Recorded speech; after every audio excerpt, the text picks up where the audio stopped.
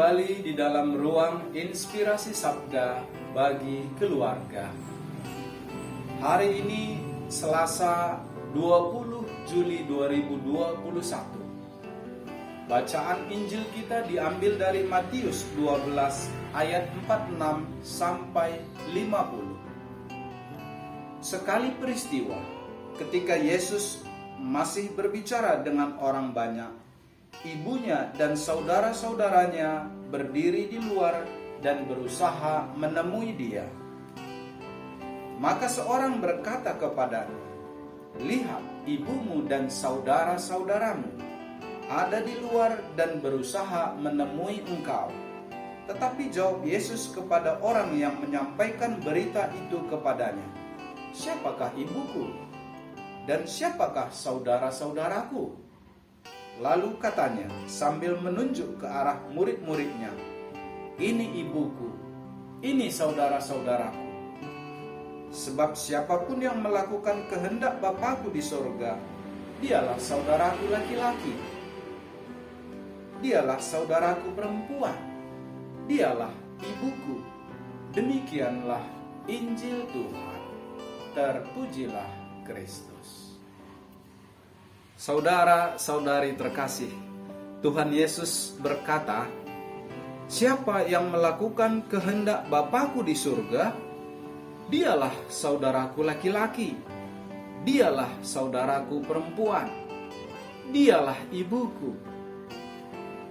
Ketika kita dibaptis, kita diangkat menjadi anak Tuhan.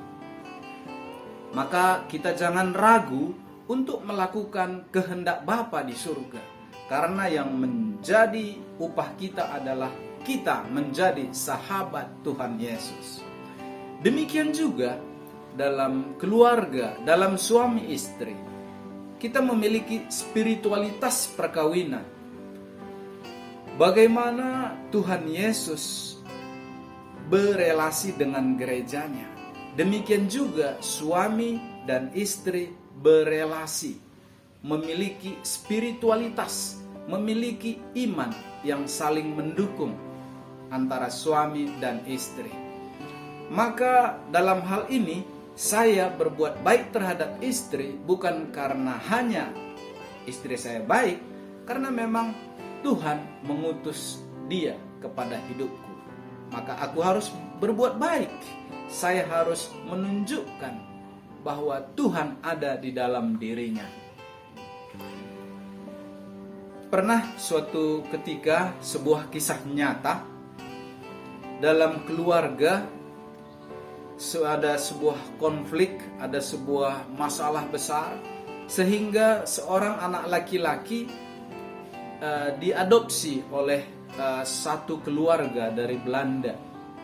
Dan anak laki-laki tersebut dibawa ke Belanda, dibesarkan, dididik, hidup dengan budaya Belanda selama 25 tahun. Singkat ceritanya, selama 25 tahun anak tersebut hidup dengan orang tua adopsinya. Tentu tidak bisa lagi berbahasa Indonesia, hanya bisa berbahasa Belanda dan bahasa Inggris. Dan dia bertanya, "Siapa ibu kandungku? Siapa keluargaku yang sebenarnya?" Orang tua angkatnya tidak menutupi dan berkata sejujurnya, "Jika engkau mau, aku akan mengantarkan, mempertemukan." Dan setelah 25 tahun tinggal di negeri Belanda, mereka bertemu, tentu pakai penterjemah. Dan si anak bertemu dengan saudara-saudarinya, bertemu dengan bapak dan ibu kandungnya. Mereka berpelukan, menangis, terharu, gembira, campur sedih, campur aduk perasaannya. Walaupun mereka berbicara satu dengan yang lain, tidak saling paham. Mereka hanya saling melihat. Kalau mau menyampaikan sesuatu harus ada penterjemah. Lalu setelah beberapa hari tinggal di rumah yang sederhana di Indonesia, duduk di tikar, lalu akhirnya orang tua angkatnya yang orang Belanda ini bertanya, kita sebutlah namanya John. John, apakah kamu mau menjadi warga negara Indonesia atau kembali kepada bapak, ibu ke Belanda? Semua terserah kepada John. Lalu John tanpa berpikir panjang, apakah jawaban John? Apakah dia akan tinggal di Indonesia, tinggal bersama orang tua kandungnya? Atau ikut dengan orang tua angkatnya yang selama ini membesarkan dia, mendidik dia dengan budaya mereka, dengan kebiasaan mereka?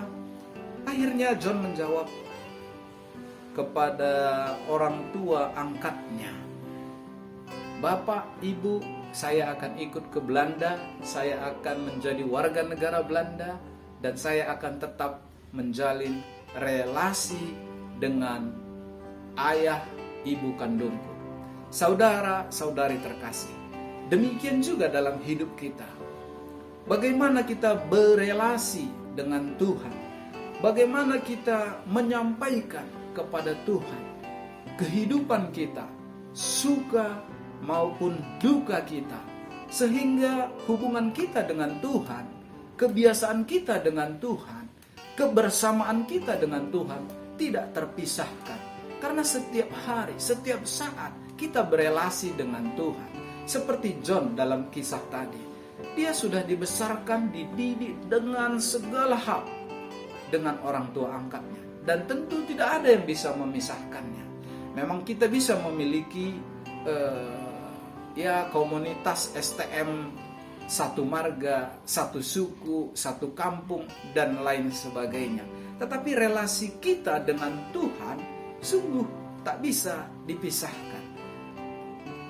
Semoga saudara-saudari terkasih, melalui renungan singkat ini, iman kita dikuatkan, kita memiliki relasi yang semakin intens dengan Tuhan, sehingga kita percaya seperti Tuhan Yesus pada hari ini bersabda, "Siapa yang melakukan kehendak Bapakku di surga, dialah sahabatku." Sehingga kita sungguh menjadi sahabat Tuhan Yesus. Tuhan Yesus memberkati.